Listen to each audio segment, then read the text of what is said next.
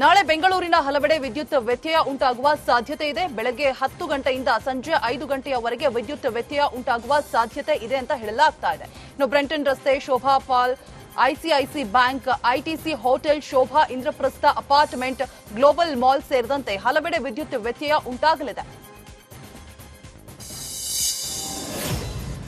ನಿರುದ್ಯೋಗಿ ಯುವಕರಿಗೆ ವಿದೇಶದಲ್ಲಿ ಉದ್ಯೋಗ ಕೊಡಿಸುವುದಾಗಿ ಮೋಸ ಮಾಡಿರುವಂತಹ ಘಟನೆ ಮಂಗಳೂರಿನಲ್ಲಿ ನಡೆದಿದೆ. ಇಸ್ರೇಲ್ನ ಕಂಪನಿಯಲ್ಲಿ ಉದ್ಯೋಗ ನೀಡುವುದಾಗಿ ವಂಚಿಸಿರುವಂತಹ ಆರೋಪ ಕೇಳಿ ಬಂದಿದೆ. 130 ಮಂದಿಯ ಪಾಸ್ಪೋರ್ಟ್ ಅಗತ್ಯ ದಾಖಲೆ ವಾಪಸ್ ನೀಡದೆ ಬ್ಲಾಕ್ ಮೇಲ್ ಮಾಡಿದ್ದಾರೆ. ಹೀಗಾಗಿ ಸಂತ್ರಸ್ತರ ಕೇರಳದ ಏಜೆನ್ಸಿ ವಿರುದ್ಧ ಪೊಲೀಸ್ ಠಾಣೆ ಮೆಟ್ಟಿಲೇರಿದ್ದಾರೆ. ಆಫರ್ ಲೆಟರ್ ಪಡೆದು 60,000 ರೂಪಾಯಿ ನೀಡಬೇಕು ಅಥವಾ ಪಾಸ್ಪೋರ್ಟ್ ವಾಪಸ್ ಬೇಕಾದ್ರೆ ಅದಕ್ಕೂ ಕೂಡ 60,000 ರೂಪಾಯಿ ಕೊಡಬೇಕು ಅಂತ ಬ್ಲಾಕ್ ಮೇಲ್ ಮಾಡ್ತಿದ್ದಾರಂತೆ. ಪ್ರವಾಸಿಗರನ್ನ ಸೆಳೆಯೋದಕ್ಕೆ ತಾವರೆಕೊಪ್ಪ ಹುಲಿ ಮತ್ತು ಸಿಂಹಧಾಮದ ಅಧಿಕಾರಿಗಳು ಪ್ಲಾನ್ ನಡೆಸಿದ್ದಾರೆ. ಶಿವಮೊಗ್ಗ ಮೃಗಾಲಯಕ್ಕೆ ಹೊಸ ತಳಿಯ ಪ್ರಾಣಿಗಳನ್ನ ಸೇರ್ಪಡೆ ಮಾಡಲಾಗಿದೆ. ಗಡಿಯಾಲ್ ಹೆಸರಿನ 2 ಮೊಸಳೆಗಳು, 4 ರಿಯಾಗಳು, 2 ಮುಳ್ಳು ಹಂದಿ, 6 ಸನ್ಕಾನೂರ್ ಪಕ್ಷಿಗಳನ್ನ ಮೃಗಾಲಯಕ್ಕೆ ತರಲಾಗಿದೆ. ಇನ್ನು ಹೊಸ ತಳಿಯ ಪ್ರಾಣಿಗಳನ್ನ ನೋಡೋದಕ್ಕೆ ಪ್ರವಾಸಿಗರ ದಂಡೆ ಹರಿದು ಬರ್ತಾ ಇದೆ. ಬ್ರೆಜಿಲ್ನಲ್ಲಿ ನಡೆದ G20 ಶೃಂಗಸಭೆಯಲ್ಲಿ ಪ್ರಧಾನಿ ನರೇಂದ್ರ ಮೋದಿ ಮತ್ತೊಮ್ಮೆ ಗ್ಲೋಬಲ್ ಸೌತ್ಗಾಗಿ ಧ್ವನಿ ಎತ್ತಿದ್ರು. ಜಾಗತಿಕ ಸಂಘರ್ಷಗಳಿಂದ ಉಂಟಾದ ಆಹಾರ, ಇಂಧನ ಮತ್ತು ರಸಗೊಬ್ಬರ ಬಿಕ್ಕಟ್ಟಿನಿಂದ ವಿಶ್ವದ ದಕ್ಷಿಣ ದೇಶಗಳು ಹೆಚ್ಚು ತೊಂದರೆಗೆ ಒಳಗಾಗಿವೆ ಅಂತ ಪ್ರಧಾನಿ ನರೇಂದ್ರ ಮೋದಿ ಹೇಳಿದ್ದಾರೆ. ಬಳಿಕ ಪ್ರಧಾನಿ G20 ರಾಷ್ಟ್ರಗಳ ನಾಯಕರ ಜೊತೆ ದ್ವಿಪಕ್ಷೀಯ ಮಾತುಕತೆ ನಡೆಸಿದ್ದಾರೆ. ಬ್ರೆಜಿಲ್ G20 ಶೃಂಗಸಭೆಯಲ್ಲಿ ಪ್ರಧಾನಿ ಮೋದಿ ಇಟಲಿ ಪ್ರಧಾನಿ ನಿಯಾರ್ಜಿಯಾ ಮೆಲೋನಿಯವರನ್ನ ಭೇಟಿಯಾಗಲಿದ್ದಾರೆ. ಇನ್ನು ಮೆಲೋನಿಯವರ ಜೊತೆ ಪ್ರಧಾನಿ ಮೋದಿ ಭಾರತದ ಮತ್ತು ಇಟಲಿ ನಡುವಿನ ಸಂಬಂಧದ ಬಗ್ಗೆ ಚರ್ಚೆ ಕೂಡ ನಡೆಸಲಿದ್ದಾರೆ. ಈ ಬಗ್ಗೆ ಇಟಲಿ ಪ್ರಧಾನಿ ಮೆಲೋನಿ ಟ್ವೀಟ್ ಮಾಡಿ, ಪ್ರತಿ ಬಾರಿಯೂ ಮೋದಿ ಭೇಟಿಯು ಖುಷಿ ನೀಡುತ್ತೆ ಅಂತ ಟ್ವೀಟ್ ಮಾಡಿ ಸಂತಸವನ್ನ ವ್ಯಕ್ತಪಡಿಸಿದ್ದಾರೆ. ದೆಹಲಿಯಲ್ಲಿ ಈ ವರ್ಷದ ಅತ್ಯಂತ ಕಳಪೆ ವಾಯು ಮಾಲಿನ್ಯ ದಾಖಲಾಗಿದೆ. ದೆಹಲಿಯಲ್ಲಿನ ಇಂದಿನ ವಾಯು ಮಾಲಿನ್ಯ ಗುಣಮಟ್ಟ 494 ದಾಖಲಾಗಿದೆ. ಕಳೆದ ವರ್ಷ ವಾಯು ಮಾಲಿನ್ಯ 650ರ ಗಡಿ ದಾಟಿದ್ದು, ಈ ಬಾರಿ ಅತ್ಯಂತ ಅಪಾಯ ಮಟ್ಟದ ವಾಯು ಮಾಲಿನ್ಯ ದಾಖಲಾಗಿದೆ. ಹೀಗಾಗಿ ಇಂದು ಹಲವು ರೈಲು ಸಂಚಾರ ಮತ್ತು ವಿಮಾನ ಹಾರಾಟದಲ್ಲಿ ವ್ಯತ್ಯಯ ಉಂಟಾಗಲಿದೆ. ದೆಹಲಿಯಲ್ಲಿ ದಿನದಿಂದ ದಿನಕ್ಕೆ ವಾಯು ಮಾಲಿನ್ಯ ಹೆಚ್ಚಾಗುತ್ತಲೇ ಇದೆ. ರಾಷ್ಟ್ರ ರಾಜಧಾನಿಯ ಸದ್ಯದ ಸ್ಥಿತಿ ಗ್ಯಾಸ್ ಚೇಂಬರ್ನಂತಾಗಿದೆ. ಈ ಬಗ್ಗೆ ಸುಪ್ರೀಂ ಕೋರ್ಟ್ ತೀವ್ರ ಕಳವಳವನ್ನು ವ್ಯಕ್ತಪಡಿಸಿದೆ. ಜೊತೆಗೆ ದೆಹಲಿಯ ಎನ್ಸಿಆರ್ನಲ್ಲಿ 10 ಮತ್ತು 12ನೇ ತರಗತಿಗಳನ್ನು ಮುಚ್ಚುವಂತೆ ಆದೇಶ ಕೂಡ ಕೊಡಲಾಗಿದೆ. ಮುನ್ನೆಚ್ಚರಿಕೆ ಕ್ರಮವಾಗಿ ಎಲ್ಲ ಶಿಕ್ಷಣ ಸಂಸ್ಥೆಗಳು ಆನ್ಲೈನ್ ಕ್ಲಾಸ್ಗಳಾಗಿ ಬದಲಾಯಿಸುವಂತೆ ಕೋರ್ಟ್ ಕೂಡ ಹೇಳಿದೆ. ಮುಡಾ ಅಕ್ರಮದ ಬೆನ್ನಲ್ಲೇ ಇದೀಗ ಸರ್ಕಾರ ಹಿಂದಿನ ಬಿಜೆಪಿ ಸರ್ಕಾರದ ಮತ್ತೊಬ್ಬ ಸಚಿವರ ವಿರುದ್ಧ ತನಿಖೆಗೆ ಮುಂದಾಗಿದೆ. ವಸತಿ ಯೋಜನೆಯಲ್ಲಿ ಕೋಟ್ಯಾಂತರ ರೂಪಾಯಿ ಗೋಲ್ಮಾಲ್ ಆರೋಪ ಕೂಡ ಕೇಳಿ ಬಂದಿದೆ. ಬಿಜೆಪಿ ಸರ್ಕಾರದಲ್ಲಿ ವಿ ಸೋಮಣ್ಣ ವಸತಿ ಸಚಿವರಾಗಿದ್ರು. ಸೋಮಣ್ಣ ಅವಧಿಯಲ್ಲಿ ವಸತಿ ಯೋಜನೆಗಳ ಟೆಂಡರ್ ಕಾಮಗಾರಿಗಳಲ್ಲಿ ಬಹುಕೋಟಿ ಅಕ್ರಮ ನಡೆದಿದೆ ಎನ್ನಲಾಗಿದೆ. ಹೀಗಾಗಿ ವಸತಿ ಇಲಾಖೆಯ ಭ್ರಷ್ಟಾಚಾರದ ತನಿಖೆಗೆ ಸರ್ಕಾರ ನಿರ್ಧಾರವನ್ನು ಮಾಡಿದೆ. ಮೂಡ ಹಗರಣ ಇಡಿ ತನಿಖೆಯಲ್ಲಿ ಸಿಎಂ ಸಿದ್ದರಾಮಯ್ಯ ಸಿಲುಕುವ ಸಾಧ್ಯತೆ ಇದೆ. ಹಗರಣ ಸಂಬಂಧ ಇಡಿ ಬಹುತೇಕ ವಿಚಾರಣೆ ಮುಗಿಸಿದೆ. ಈಗಾಗಲೇ ಸಿಎಂ ಬಾಮೈದ ಮಲ್ಲಿಕಾರ್ಜುನ ಸ್ವಾಮಿ ವಿಚಾರಣೆ ಸಹ ಆಗಿದೆ. ಇದೀಗ A1 ಆಗಿರುವಂತಹ ಸಿದ್ದರಾಮಯ್ಯ, A2 ಸಿಎಂ ಪತ್ನಿ ಪಾರ್ವತಿ ವಿಚಾರಣೆ ನಡೆಸಲು ಇಡಿ ಸಿದ್ಧತೆಯನ್ನ ನಡೆಸ್ತಾ ಇದೆ ಎನ್ನಲಾಗ್ತಾ ಇದೆ. ಇನ್ನು ಮುಡಾ ತನಿಖೆ ಪ್ರಕರಣಕ್ಕೆ ಸಂಬಂಧಪಟ್ಟಂತೆ ಸಿದ್ದರಾಮಯ್ಯ ಪತ್ನಿ ಪಾರ್ವತಿಗೆ ಸೈಟ್ ಅಧಿಕಾರಿಯನ್ನ ಕೊಟ್ಟಂತಹ ಅಧಿಕಾರಿಯನ್ನ ಇಡಿ ಅಧಿಕಾರಿಗಳು ವಿಚಾರಣೆ ನಡೆಸಲಿದ್ದಾರೆ. ಮುಡಾ ಮಾಜಿ ಆಯುಕ್ತ ನಟೇಶ್ಗೆ ಈಗಾಗಲೇ ಲೋಕಾಯುಕ್ತ ನೋಟಿಸ್ ನೀಡಿದೆ.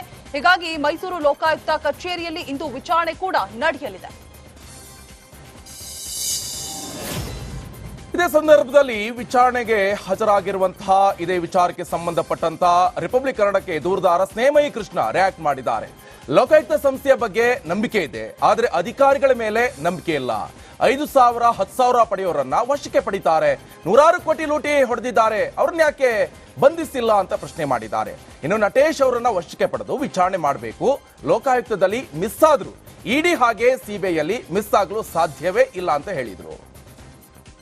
ತನಿಖಾಧಿಕಾರಿ ವಿವೇಚನೆ ಒಳಪಟ್ಟಿದ್ದು ಅಂತ ಏನು ಒಂದು ಇದಿದೆ, ಅಭಿಪ್ರಾಯ ಇದೆ. ಅದನ್ನು ಇವರು ದುರುಪಯೋಗ ಮಾಡಿಸ್ಕೊಂಡು 5,000 10,000 ಲಂಚ ತಗೊಂಡಿರೋಂಥ ಅಧಿಕಾರಿಗಳನ್ನು ಕೂಡಲೇ ಬಂಧಿಸುವಂಥದ್ದು, ಈ ಥರ 100 ಕೋಟಿಗಳ ಸರ್ಕಾರಿ ಆಸ್ತಿನ ಕಬಳಿಸುವಂಥ ಅವಕಾಶ ಮಾಡಿಕೊಂಡ ಅಧಿಕಾರಿಗಳನ್ನು ರಕ್ಷಣೆ ಮಾಡುವಂಥದ್ದು ಇವೆಲ್ಲ ನಡೀತದೆ. ಇದೆಲ್ಲ ರಾಜ್ಯ ಜನತೆ ಗಮನಿಸಿದೆ. ಹೀಗಾಗಿಯೇ ಆ ತನಿಖಾ ಸಂಸ್ಥೆಗಳ ಮೇಲೆ ಒಂದು ಅಪನಂಬಿಕೆ ಬರ್ತಾ ಇದೆ. ಸೊ ತನಿಖೆ ಬಗ್ಗೆ ವಿವೇಚನೆಗಳು ಬಳಸಬೇಕಂತ ವಿಚಾರದಲ್ಲಿ. ಸೊ ಕೇವಲ 100 ಕೋಟಿಗಳು ಈಗ ನಾನು ಹೇಳಿದಾಗೆ ಅವರು ಮಂಜೂರಾತಿ ಪತ್ರದಲ್ಲಿ ಏನು ಅಧಿಸೂಚನೆ ಬಗ್ಗೆ ಉಲ್ಲೇಖ ಅದರಲ್ಲಿ 50 ನಿವೇಶನ ಹಂಚಿಕೆ.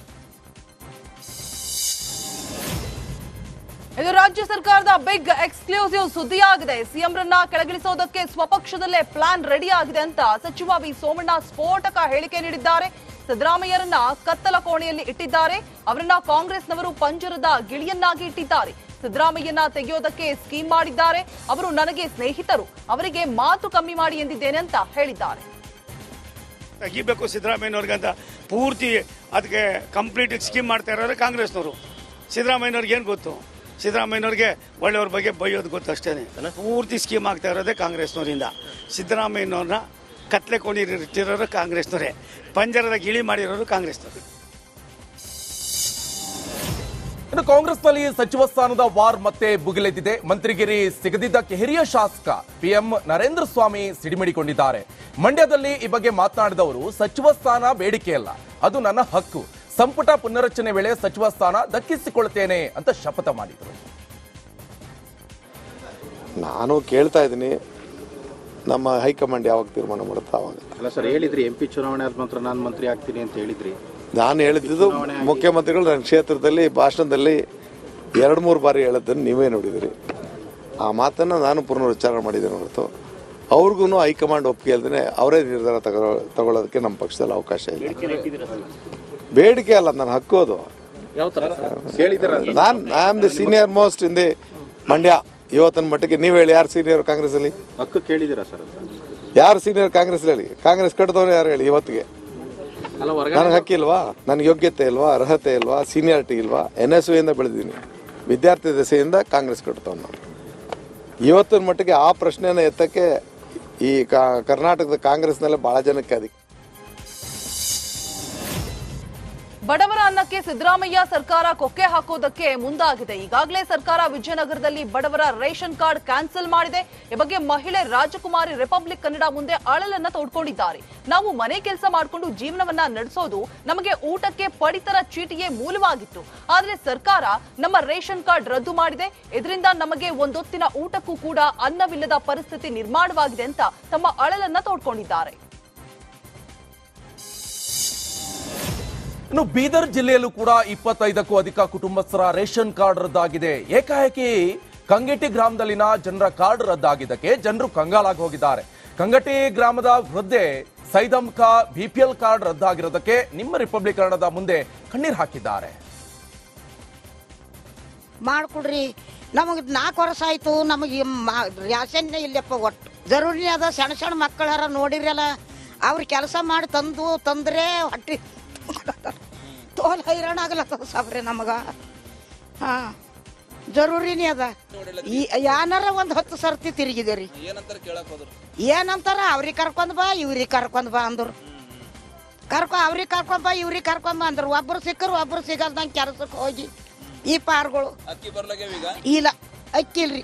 ಮಾಡ್ಕೊಡ್ರಿ, ನಮಗೆ 4 ವರ್ಷ ಆಯ್ತು, ನಮಗೆ ರ್ಯಾಷನ್ನೇ ಇಲ್ಲಪ್ಪ. ಒಟ್ಟು ಜರೂರಿ ಅದ. ಸಣ್ಣ ಸಣ್ಣ ಮಕ್ಕಳಾರ ನೋಡಿರಲ್ಲ, ಅವ್ರ ಕೆಲಸ ಮಾಡಿ ತಂದ್ರೆ ಹೊಟ್ಟಿ ತೋಲ್ ಹೈರಾಣ ಆಗ್ಲತ್ತದ ಸಾಬ್ರೆ ನಮಗೆ. ಹಾಂ, ಜರೂರಿನೇ ಅದ. ಏನಾರ ಒಂದು 10 ಸರ್ತಿ ತಿರುಗಿದೇರಿ. ಏನಂತಾರ, ಅವ್ರಿಗೆ ಕರ್ಕೊಂಡ್ ಬಾ, ಇವ್ರಿಗೆ ಕರ್ಕೊಂಡ್ ಬಾ ಅಂದ್ರು. ಅವ್ರಿಗೆ ಕರ್ಕೊಂಡ್ ಬಾ. ಇನ್ನು ಹಾವೇರಿಯಲ್ಲೂ ಟೈಲರ್ ಕುಟುಂಬದ ರೇಷನ್ ಕಾರ್ಡ್ ಕ್ಯಾನ್ಸಲ್ ಆಗಿದೆ. ರೇಷನ್ ಪಡಿತಾ ಇಲ್ಲ ಅನ್ನೋ ಕಾರಣ ನೀಡಿ ದೇವಿ ಹೊಸೂರು ಗ್ರಾಮದ ಕೀರ್ತಿ ವಿಠಲ ಕುಟುಂಬದವರು ಕಾರ್ಡ್ ಅನ್ನ ರದ್ದು ಮಾಡಲಾಗಿದೆ. ಕುಟುಂಬಸ್ಥರು ರೇಷನ್ ಕಾರ್ಡ್ ಮೂಲಕ ಗೃಹಲಕ್ಷ್ಮಿ ಹಣವನ್ನ ಪಡಿತಾ ಇದ್ರು. ಆದ್ರೀಗ 2 ತಿಂಗಳ ಹಿಂದೆ ಬಡ ಕುಟುಂಬದ BPL ಕಾರ್ಡ್ ರದ್ದಾಗಿರೋದಕ್ಕೆ ಕುಟುಂಬಸ್ಥರು ಕಂಗಾಲಾಗಿದ್ದಾರೆ. 12 ರೇಷನ್ ಕಾರ್ಡ್ ಬಂದಿತ್ರಿ. ಕೂಲಿ ಕೆಲಸ, ನಮ್ದು ಹೊಲ ಎಲ್ಲ ಏನಿಲ್ಲ. ಯಜಮಾನ್ರು ದುಡಿಬೇಕು, ಮಾಡ್ಬೇಕು. ಅವರು ಮಾನಸಿಕ ತಜ್ಞನವರು, ಮಾನಸಿಕದ ಗುಳಿಗೆ ಒಂದು ತಗೋತಾರ್ರಿ ಅವರು. ಹಳ್ಳಿ ಮಕ್ಕಳು, 2 ಮಕ್ಕಳು. ನನಗೆ ರೇಷನ್ ಕಾರ್ಡ್ ಬಂದಾದ್ರೆ ದವಾಖಾನಿಗೆ ಅದಕ್ಕೆ ಬೇಕು. ರೇಷನ್ ಕಾರ್ಡ್ ಎಲ್ಲ ಬಂದಾಗ್ಬಿಟ್ಟೈತ್ರಿ. ತಹಸೀಲ್ದಾರ್ ಆಫೀಸ್ಗೆ ಹೋದ್ರೆ ಆಗ್ಲಿಲ್ಲ, ಅದು ಮ್ಯಾಲಿಂದ ತೆಗ್ದಿಲ್ಲ ಅಂತಾರೆ. ಈಗ ನಾವು ರೇಷನ್ ಎಷ್ಟಂತ ಕೊಂಡು ತರೋದಾಕತ್ರಿ. ಕೊಂಡು ತರೋದ ಜೀವನೋಪಾಯಕ್ಕೆ ಏನ್ ಮಾಡ್ತೀರ ಸದ್ಯಕ್ಕೆ? ಈಗ ದುಡ್ಡು ಕೊಡ್ತಾರೆ, ಅವ್ರು ಇವ್ರ ಕಡೆ ಇಸ್ಕೊಂಡು ತಿಂದಿದ್ದೀವಿ. ಇನ್ನು ಬಿಜೆಪಿ ರಾಜ್ಯಾಧ್ಯಕ್ಷ ವಿರುದ್ಧ ರೆಬಲ್ಸ್ ಟೀಮ್ ಕೊತ ಅಂತ ಕುದಿತಾ ಇದೆ. ಬಿಜೆಪಿ ರೆಬಲ್ಸ್ ಗಳನ್ನ ಮನವೊಲಿಸಲು RSS ಎಂಟ್ರಿ ಕೊಡಲು ಕೂಡ ಈಗ ಸಜ್ಜಾಗಿದೆ. BY ವಿಜೇಂದ್ರ ಅವರನ್ನ ಕೇರ್ ಮಾಡದೆ ಯತ್ನಾಳ್ ಹಾಗೆ ಟೀಮ್ ಪ್ರತ್ಯೇಕ ಪ್ರವಾಸಕ್ಕೆ ಈಗ ರೆಡಿಯಾಗಿದೆ. ಇದನ್ನ ತಡೆಯಲು ವಿಜೇಂದ್ರ ಪ್ಲಾನ್ ಮಾಡಿದ್ದಾರೆ. ಹೀಗಾಗಿ ಪ್ರವಾಸಕ್ಕೆ ಬ್ರೇಕ್ ಹಾಕಲು RSS ನಾಯಕರು ಅಖಾಡಕ್ಕೆ ಇಳಿಯಲಿದ್ದಾರೆ. ನವೋದಯ ಗ್ರಾಮೀಣ ಮಾನಸಿಕ ಆರೋಗ್ಯ ಮತ್ತು ಪರಿಸರ ಅಧ್ಯಯನ ಕೇಂದ್ರ ಉದ್ಘಾಟನೆ ಆಗಿದೆ. ಖ್ಯಾತ ಮನೋವೈದ್ಯರು ಪದ್ಮಶ್ರೀ ಪುರಸ್ಕೃತರಾದ CR ಚಂದ್ರಶೇಖರ್ ಉದ್ಘಾಟನೆ ಮಾಡಿದ್ದಾರೆ. ದೊಡ್ಡಬಳ್ಳಾಪುರ ತಾಲೂಕಿನ ದೊಡ್ಡರಾಯನಪ್ಪನಹಳ್ಳಿಯಲ್ಲಿ ಈ ಕಾರ್ಯಕ್ರಮ ನಡೆದಿದೆ. ಗ್ರಾಮೀಣ ಭಾಗದಲ್ಲಿ ಯುವಕ ಹಾಗೆ ಯುವತಿಯರು ಚಿಕ್ಕ ಚಿಕ್ಕ ವಿಚಾರಗಳಿಗೂ ಕೂಡ ಆತ್ಮಹತ್ಯೆಯಂತಹ ದುರ್ಘಟನೆಗಳಿಗೆ ಕೈ ಹಾಕ್ತಾ ಇದ್ದಾರೆ. ಇದನ್ನು ತಡೆಗಟ್ಟಲು ಈ ಆರೋಗ್ಯ ಕೇಂದ್ರ ತೆರೆದಿರುವುದು ಸಾಕಷ್ಟು ಉಪಯೋಗ ಆಗಲಿದೆ. ಪ್ರತಿ ವರ್ಷದಂತೆ ಈ ವರ್ಷವೂ 2 ದಿನಗಳ ಕಾಲ ಉತ್ಸವ ನಡೆಯಲಿದೆ ಎಂದು ಸಚಿವ ಈಶ್ವರ್ ಖಂಡ್ರೆ ಮಾಹಿತಿ ನೀಡಿದ ಬಸವ ಕಲ್ಯಾಣದಲ್ಲಿ ಶರಣ ಕಮ್ಮಟ ಹಾಗೂ ಅನುಭವ ಮಂಟಪದ ಉತ್ಸವ ಅದ್ದೂರಿಯಾಗಿ ನಡೆಯಲಿದೆ. ಈ ಬಾರಿ ಸಾಕಷ್ಟು ಜನರು ಉತ್ಸವದಲ್ಲಿ ಭಾಗಿ ಕೂಡ ಆಗಲಿದ್ದಾರೆ ಅಂತ ಅನುಭವ ಮಂಟಪದ ಅಧ್ಯಕ್ಷರು ಹಾಗೂ ಭಾಲ್ಕಿ ಹಿರೇಮಠ ಸಂಸ್ಥಾನದ ಡಾಕ್ಟರ್ ಬಸವಲಿಂಗ ಪಟ್ಟದೇವರು ಹೇಳಿದ್ದಾರೆ. ಈ ಸಂಬಂಧ ಸುದ್ದಿಗೋಷ್ಠಿಯಲ್ಲಿ ಮಾತನಾಡಿದ ಅವರು, ಈ ಬಾರಿ ಉತ್ಸವದ ಎಲ್ಲಾ ಸಿದ್ಧತೆಗಳು ಕೂಡ ನಡೀತಾ ಇದೆ. ಕಲ್ಯಾಣ ನಾಡಿನತ್ತ ಅಪಾರ ಬಸವ ಭಕ್ತರು ಆಗಮಿಸುವ ನಿರೀಕ್ಷೆ ಕೂಡ ಇದೆ ಎಂದಿದ್ದಾರೆ.